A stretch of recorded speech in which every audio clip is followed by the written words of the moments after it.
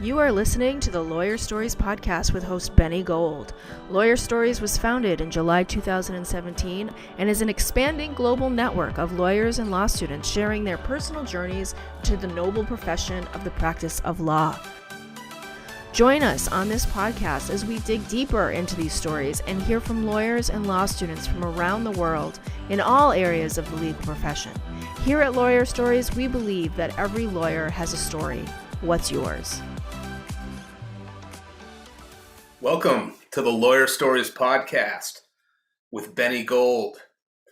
Today we welcome in Andrew Finkelstein, a managing partner of 5 law firms, a noted consumer activist, accomplished litigator representing victims in wrongful death and catastrophic personal injury cases in New York and maybe the Boston area, I think I saw. Yes. Yep. And Mr. Finkelstein teaches at the trial school, serves on pro bono for a number of organizations, including the 9/11 Victim Compensation Fund.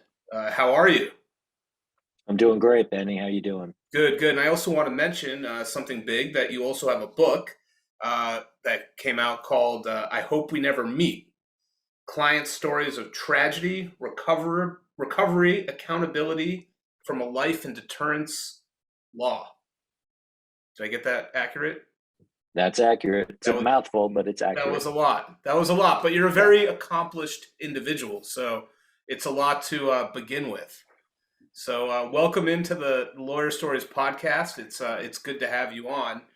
I have to ask one thing before we get started. So 5 law firms, you're a managing partner at 5 law firms. How does that happen? One at a time. One at a time. Okay. Yeah, one at a time. So I graduated law school and joined my dad's law firm, which was one office and one location at that time in the Hudson Valley. Yep. And we decided that we wanted to grow. Already had about, can't really calculate it, but we estimated 70% of the catastrophic injury cases in the Hudson Valley. We have a lot of lawyers that refer cases to us. Yep. High-end trial firm. So we realized the best way to grow was to grow geographically. So we, in the early 90s, went and opened an office in Albany and Syracuse, Binghamton, started opening up offices. And once we were doing that, Gail Koff, who was the managing partner of Jacoby and Myers, reached out to me. I'm giving you the real short version, but she reached out to me and wanted to form a strategic alliance, which we did. And the net of that is we took over Jacoby and Myers in '99. And then a gentleman by the name of Marvin Anderman had a law firm, Fine, Olin and Anderman, reached out to me in 2001. So we took over Fine, Olin and Anderman at that time.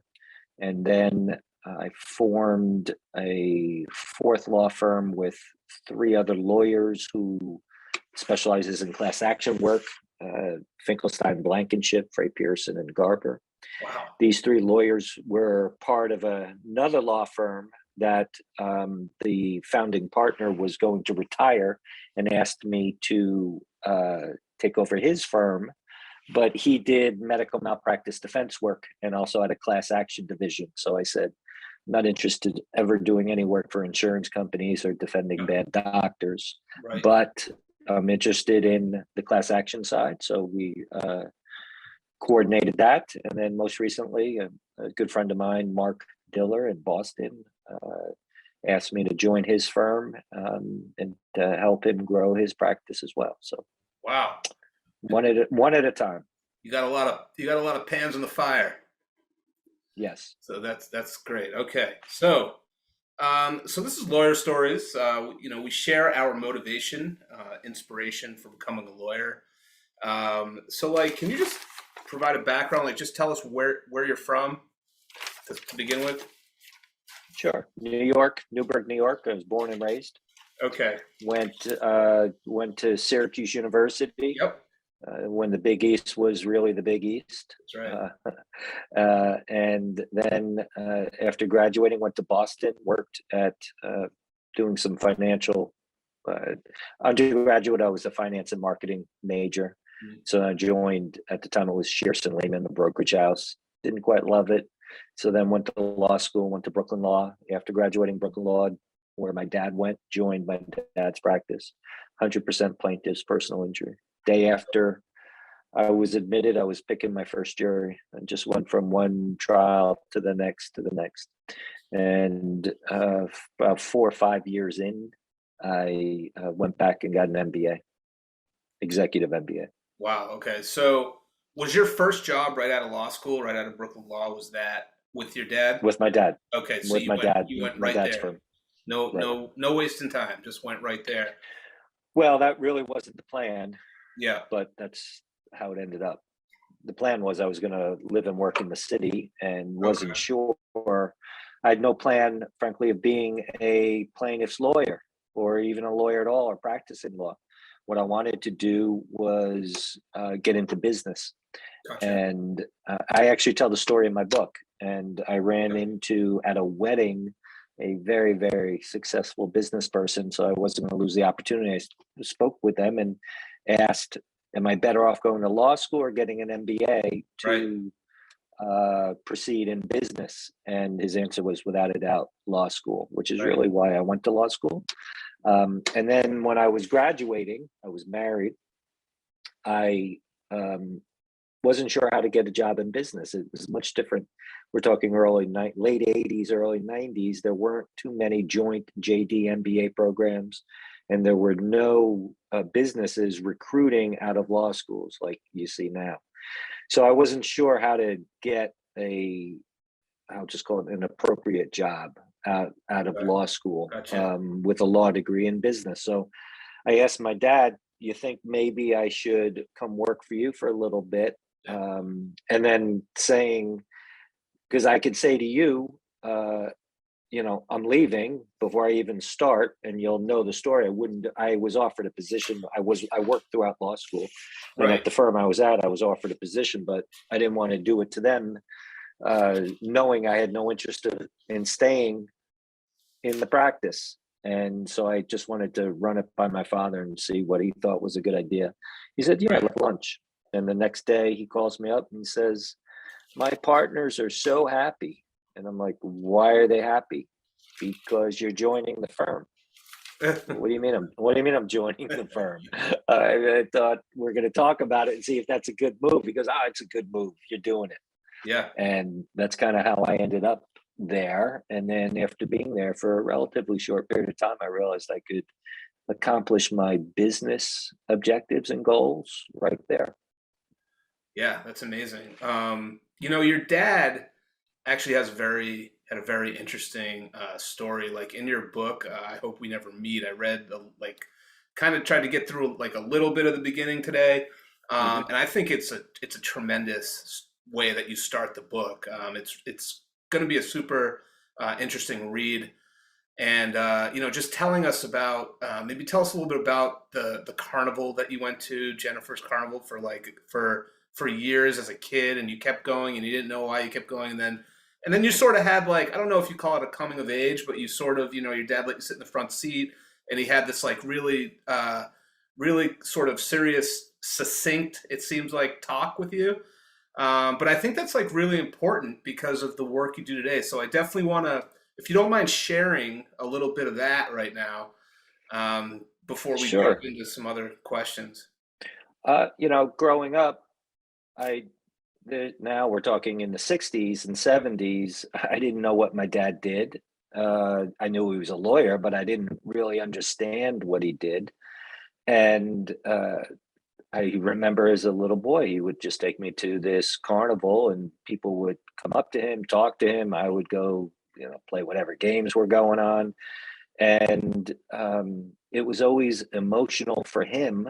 Right. When we would leave, and I never really understood it because I was 5, 6, 7, 8, and then I get to like 10 and 11, and I was like, what's this all about? And he basically shared the story that There was a elementary school kid who was killed in a car crash, and he represented the parents, that's who he saw every year, and they were committed to trying to right the wrong and keep her memory in place. And um, really impressed upon me how fortunate I was to, I mean, I don't want to be extreme, but to be alive and to have the benefits of doing what we do. And it definitely stuck with me. So was that like a big part besides your dad, like being an attorney? Was that a big part of deciding like early on to? I know you kind of said I frankly, honestly, it had nothing to do with me going to law school. It was really had a lot to do with me seeing a different side of my dad. It was more of a father-son connection, and my dad was a very funny, always had a joke, always joking around, always.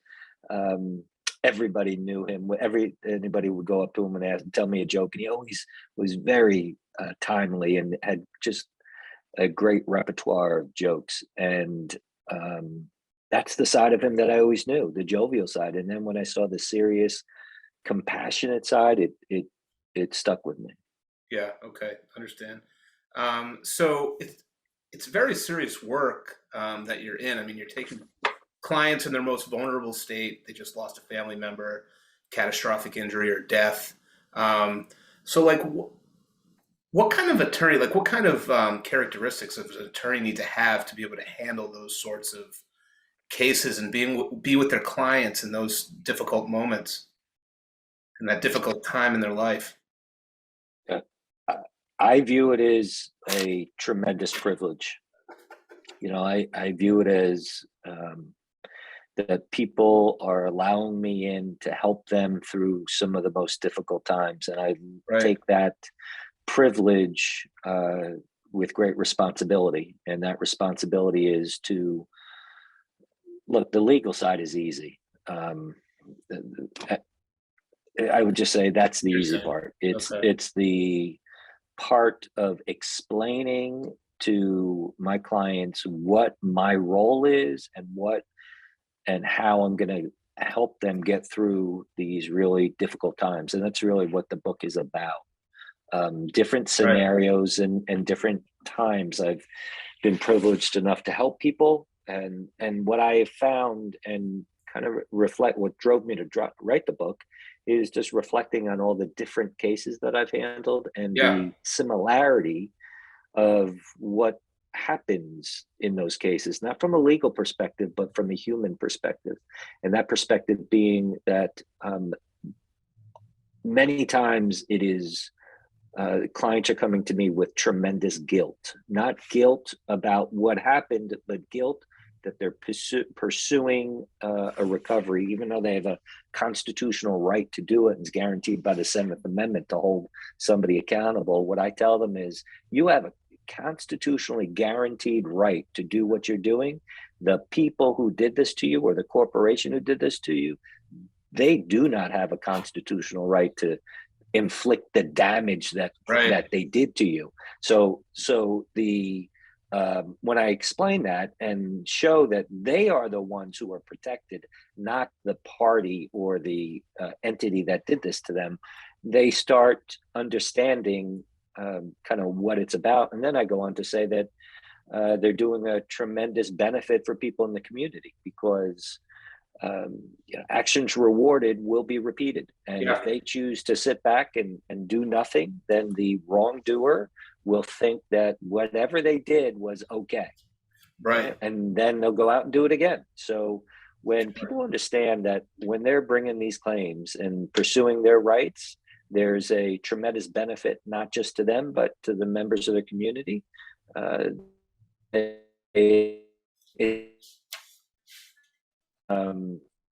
Importance to them. Of course it's important, but it takes on a different level of importance. And I would submit that most lawyers who practice in the field that I practice in, they themselves don't think of it the way I just outlined it for you. Okay. And they don't communicate it to their client. They don't communicate it. So they don't think about it the way that you just. They do not. Okay. All right. Yeah, they do not. So one more question before we do move on to the book. Sure. So I graduated from UMass Amherst back in 2002. Then I went to law school a year later. But we had a gentleman at our commencement by the name of Kenneth Feinberg, and he was involved with the 9/11 fund. Sure. Yeah, because Sure. I was at UMass during 9/11, right? So we had him the next year. I guess I didn't really know like so much about him, but it appears that you're doing similar pro bono work, or you're still helping the fund. Like, I don't mean to like lump you together. I'm just curious about the work you are doing, because that's obviously, that happened at like right when I was in college. That it feels like not so long 2001. ago. 2001. Yeah. Yeah. So I was involved in what's called trial lawyers care, and I was the captain of a very large section of New York, and where I live, there are a lot of firefighters and first responders who live in the community and commute to the city. I'm just north of the city, and as I'm a executive board of New York State Trial Lawyers, we formed Trial Lawyers Care through the president and through, at the time it was Atla. And I appeared in front of Feinberg. So I represented the family seeking the benefits, and Feinberg was the one who decided who got what out of the pool. Okay, gotcha.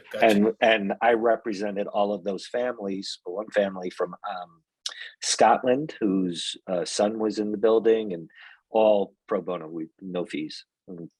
Yeah, that's what an honor that is. Actually, that's absolutely, that's quite the honor. You bet. Yeah. Wow. That's just unbelievable. So do you think personal experience for attorneys, like if they've gone through something, it kind of helps them be a better professional? Like if they went through something on a personal level, do you think that helps them be a better professional? Like, I know we kind of touched on the carnival with Jennifer, and I think it was just a moment you had with your dad, but do you think that helps at all? It depends on the individual. It is. Yeah. Look, I think through my experience in dealing with different lawyers, the lawyers who have the greatest level of emotional intelligence about who they are as a person, what they stand for, and most importantly, have the ability to listen empathetically, are the ones who make the best lawyers. And the individuals who may go through a lot of things, if they can't keep it in perspective and look forward, and if they're always looking backwards and looking to blame and always have a negative approach to things, then I think those experiences may make them a worse lawyer. So I think it's really individual.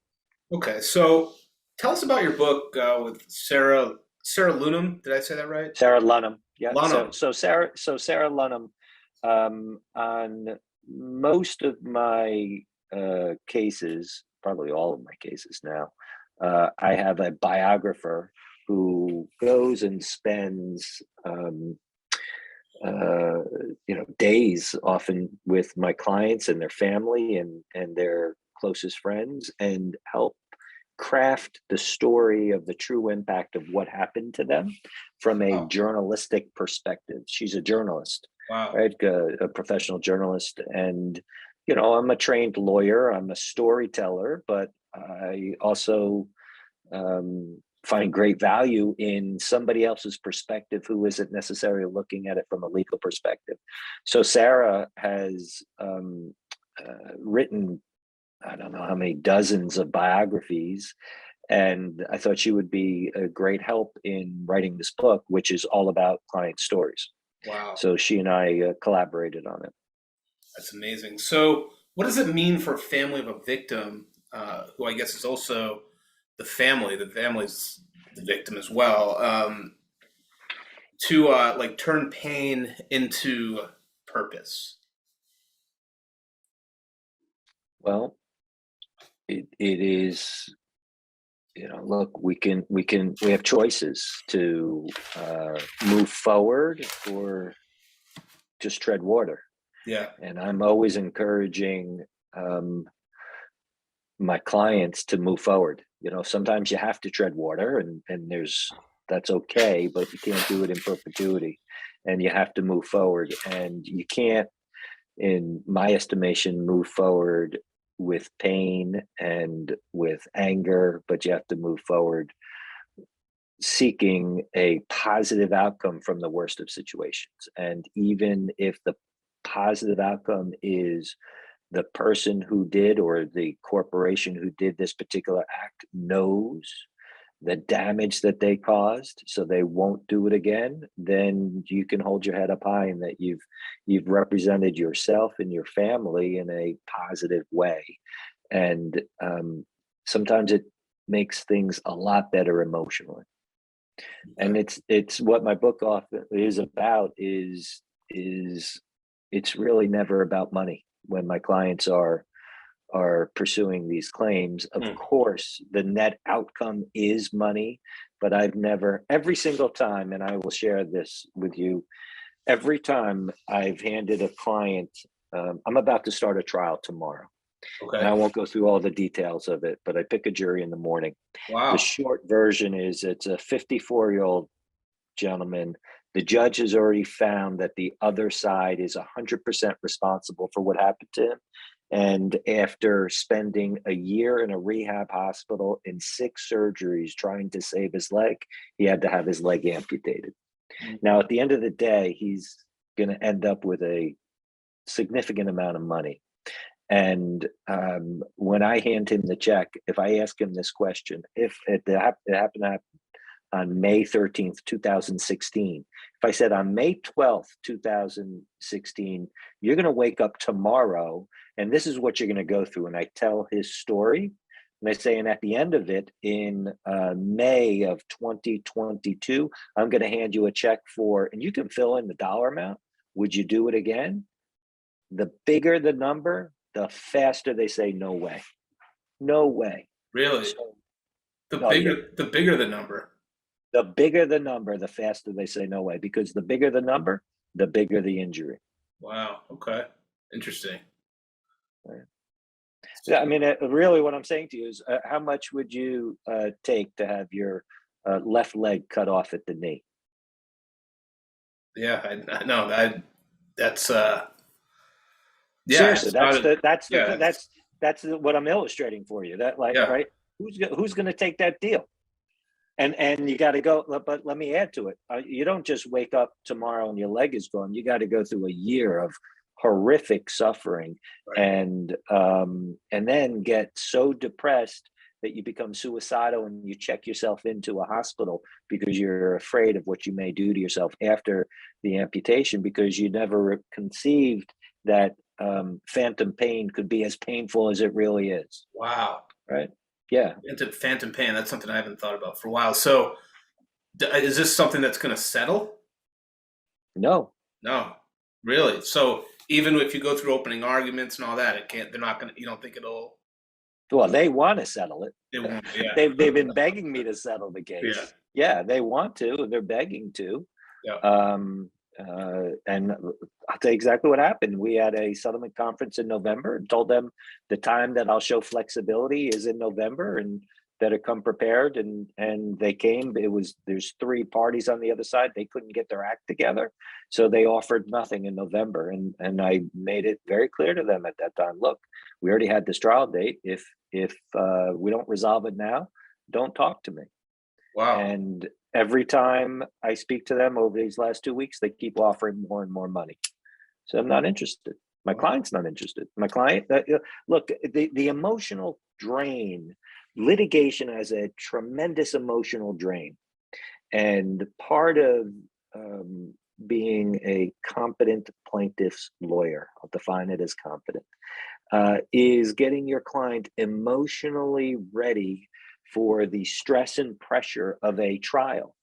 And that's a lot what I do. My client is emotionally ready to hear what a jury has to say. Okay. Well, best of luck. I hope, Yeah. But I will share this with you. And I just happened to, the judge said just that, aren't you going to settle this case? I said, Judge, here's the difference between good plaintiff's lawyers and great plaintiff's lawyers. Yep. Good plaintiff lawyers settle their best cases and are forced to try their worst cases. great plaintiff lawyers try their best cases and settle their worst cases. And this is one of my best cases. Why would I settle this case? Yeah, no. Well, I hope, looking forward to the outcome. Great. So I can, see what that Let me just share that. Last time I had the exact same conversation with the defense. They said, no jury, this is September, 7 months ago, no jury will ever give your client more than 8 figures in pandemic times. So I guess we're going to find out. And a week later, $13.5 million verdict. Wow. So Unbelievable. So talk to us about the book's title. All right. Like who do you hope to never meet? My future clients. Your future clients. All right. That's what I Yeah, thought. you don't want to, you don't want to be sitting down with me. If No. you're sitting down with me, it's really a bad day. Except today. I mean, I'm having a decent day, and we're kind of just, I know. Define it. Yeah, of course, on a professional level. So, and I always feel privileged. I'm sitting down with them, but I always feel sad every time. of course, yeah, so how do you hope your book, which is filled with death and wrongful injuries, will impact your readers? What do you want the readers to get out of the book?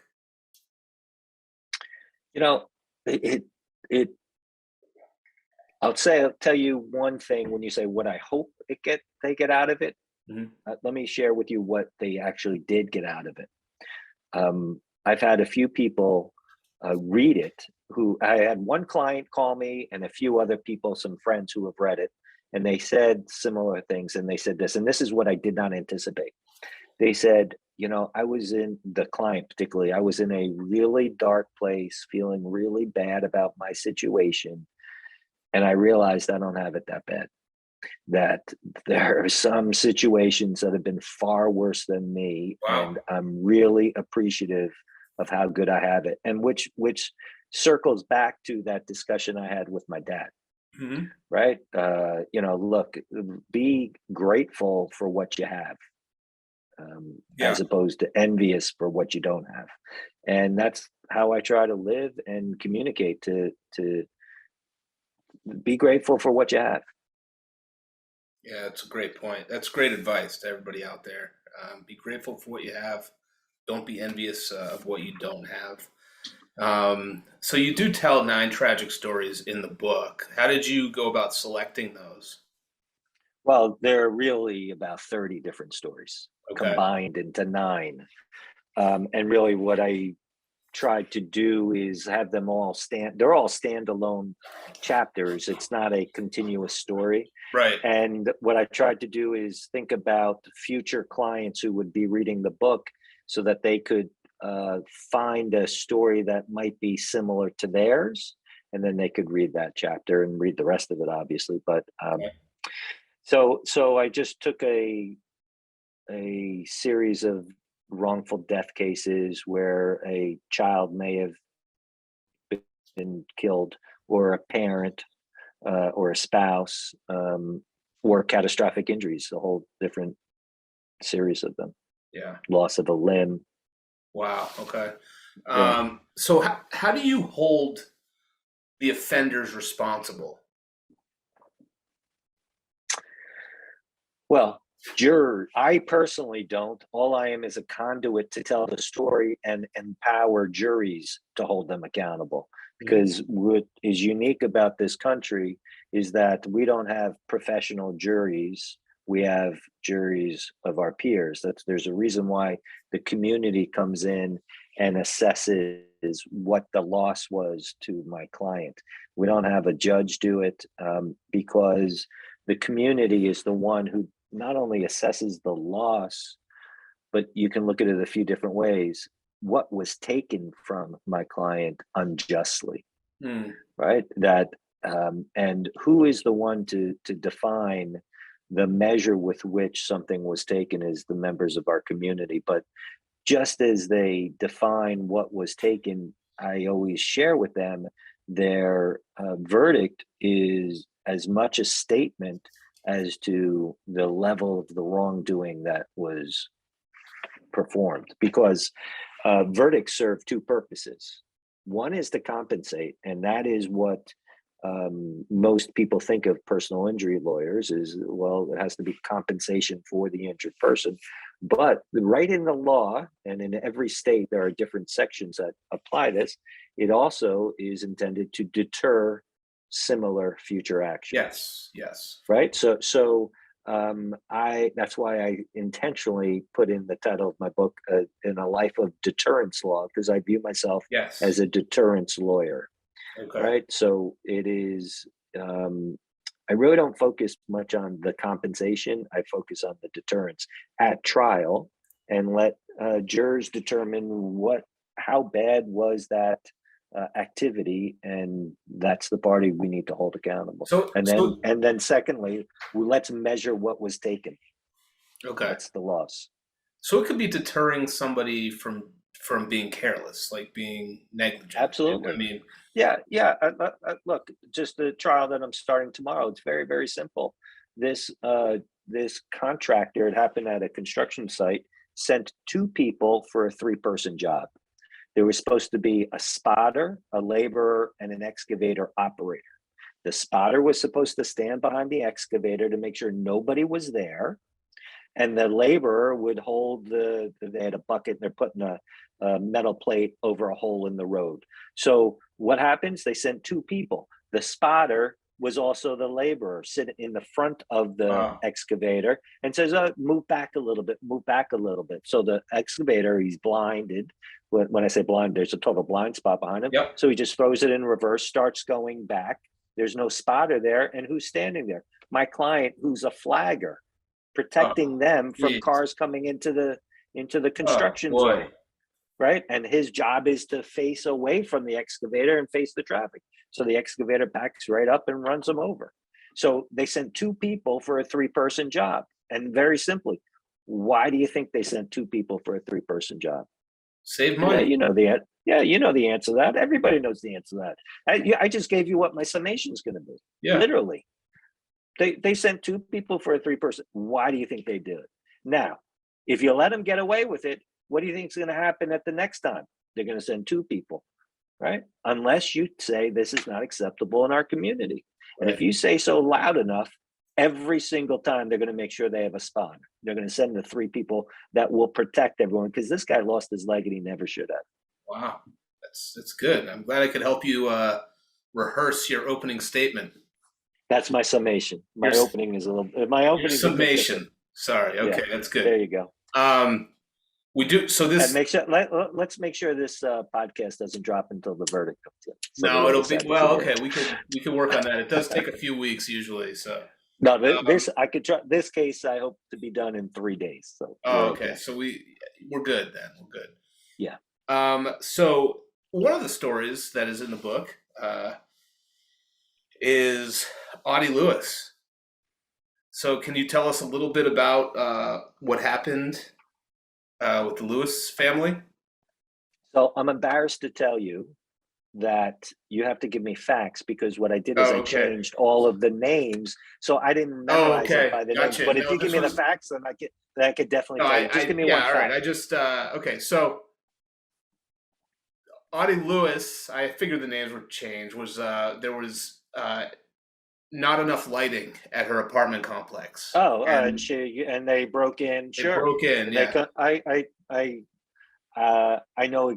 It's funny. I don't remember what I put in the book because I always change the locations. Yeah. I know exactly where this happened. Know exactly how it happened. So they moved. Husband and wife moved to this. I'll just call it an inner city apartment complex where there were 5 buildings, and the management company was supposed to have security patrol the whole area. And they sold them on the security and the lighting. And then they move in, the lights go out. They never replace the lights. The door would routinely, that's supposed to be locked, would be ajar. And they had one security person for the 5 blocks. So Andrew, before you go any further, we're probably going to get cut off in about 40 seconds. Just click the link and we'll continue, okay?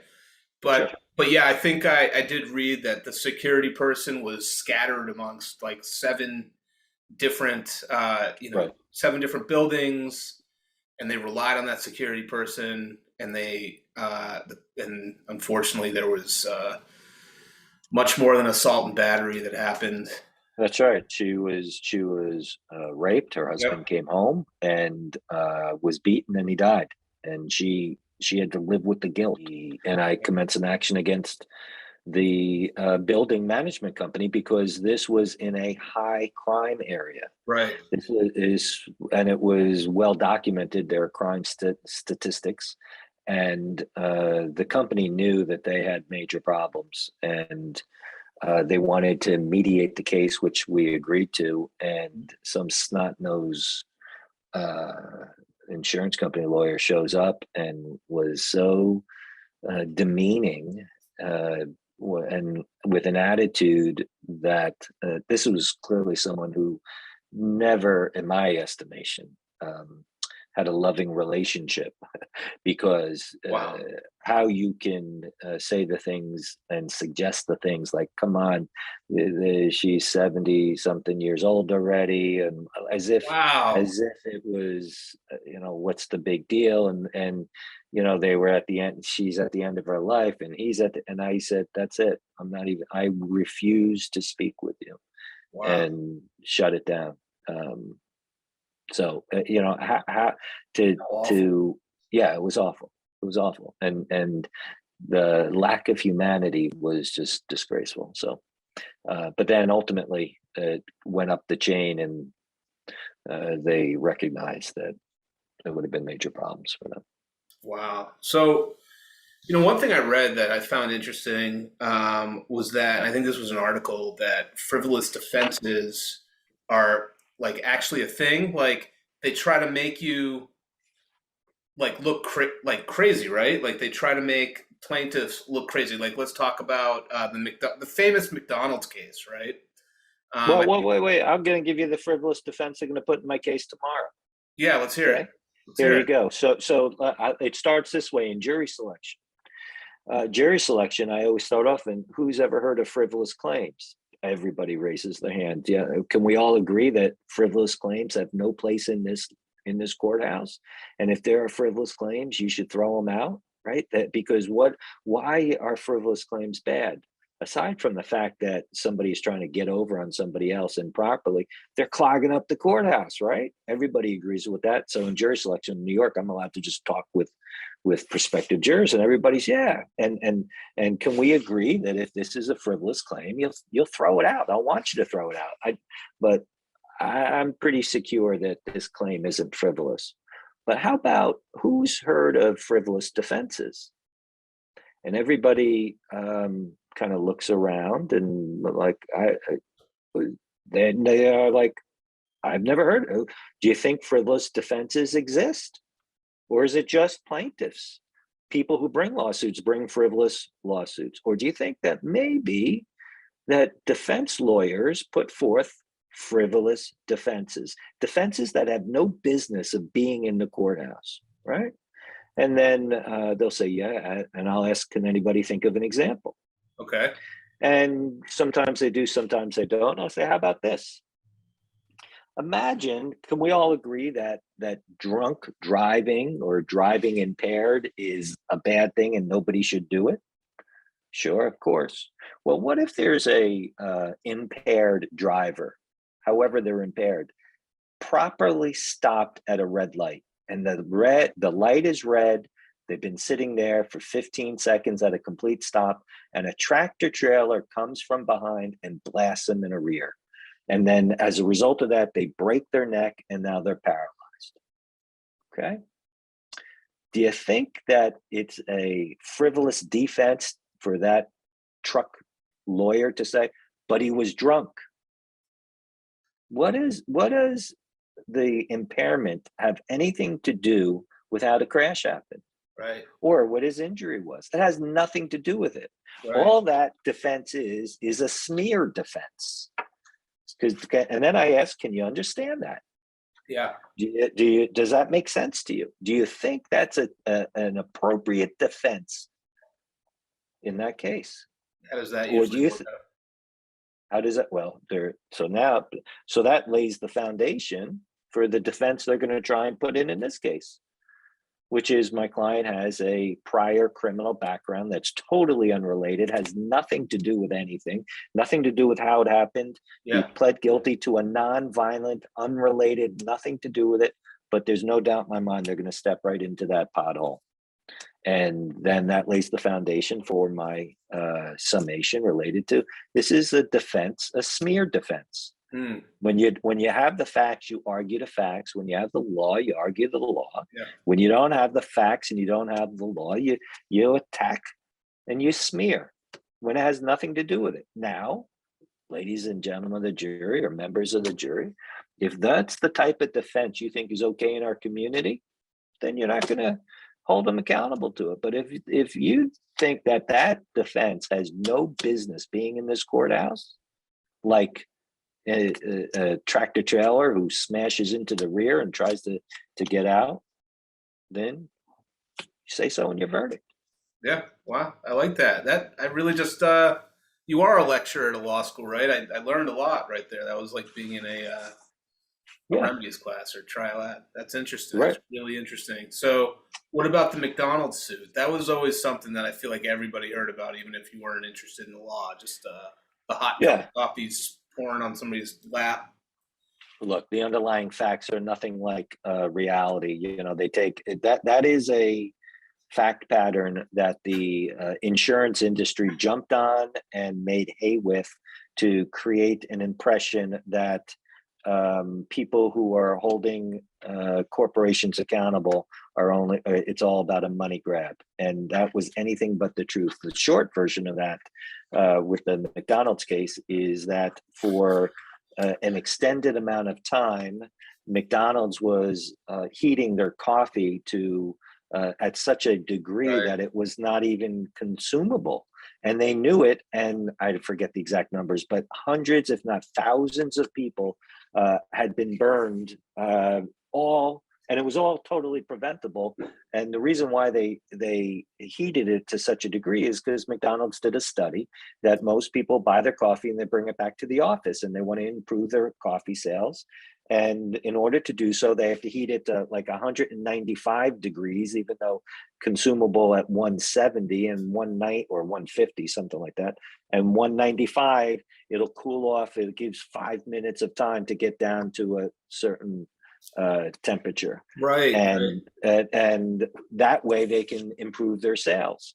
So what did the jury do? They gave a compensable award of whatever they believed was appropriate, and then a punitive award. They added on 3 days coffee sales, something like that, sending a message to McDonald's saying it's not acceptable to put people at risk simply because you want to improve your sales, because it's foreseeable that things happen. And what happened is an elderly woman that goes through the drive-through, she takes her cup of coffee and she gets tapped in the rear, which causes it to spill. Right. Totally foreseeable. Right. Wow. That was a big one. So any advice for someone who wants to handle catastrophic injury cases? Yeah, get the business. That's the first measure of advice is they don't drop out of the sky. You have to you get the case, but then once you get the case, you have to be totally committed to prosecuting them. And part of what I do is I coach lawyers who have significant cases. I love doing it. I'm happy to do it. And I've coached lawyers all across the country: California, Arizona, Massachusetts, Maryland, Florida, and North Carolina, and help them frame certain aspects of their case, just like what we're talking about tonight. If it's going to be if the defense is going to be a smear defense, how do you lay that foundation? What do you bring out during the course of the trial?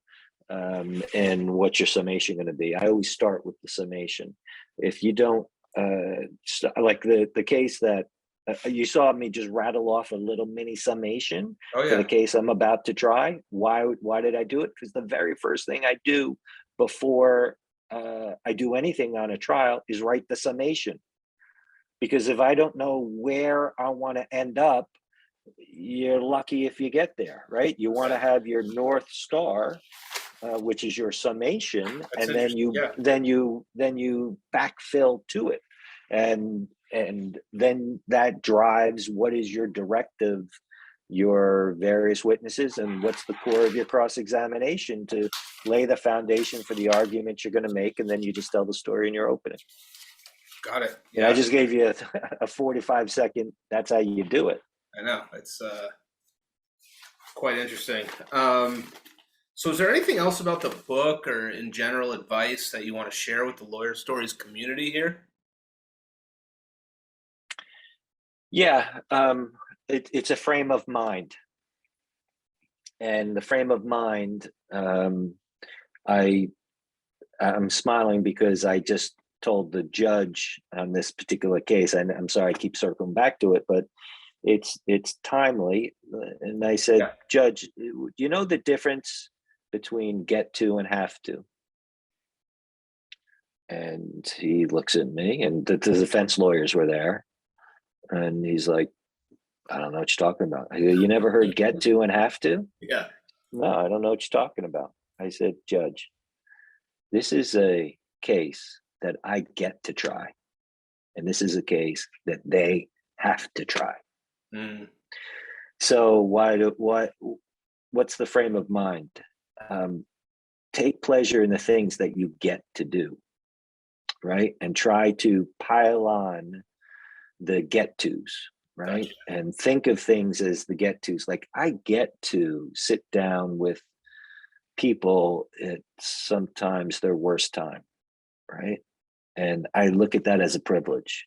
Mm-hmm. I could easily look at it as a have to, as a negative, but I always look at things from the positive. I get to help, several hundred people that work in my firms to have a good culture of where we work.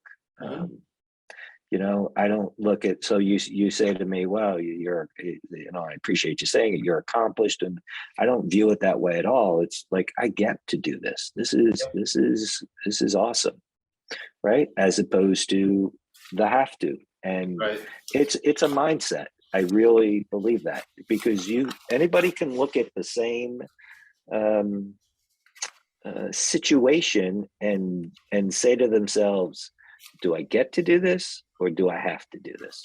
And if you train yourself to view it as I get to, at least for me, it is makes life a lot more fun and work a lot more fun.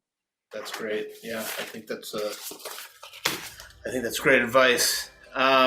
So the book, I Hope We Never Meet, Client Stories of Tragedy, Recovery, and Accountability from a Life in Detterence Law. Mr. Andrew Finkelstein, thank you so much for being here. Hey, Benny, it's been my pleasure. Stay right there. Everybody else, wherever you are in the world today, enjoy yourselves. Cheers.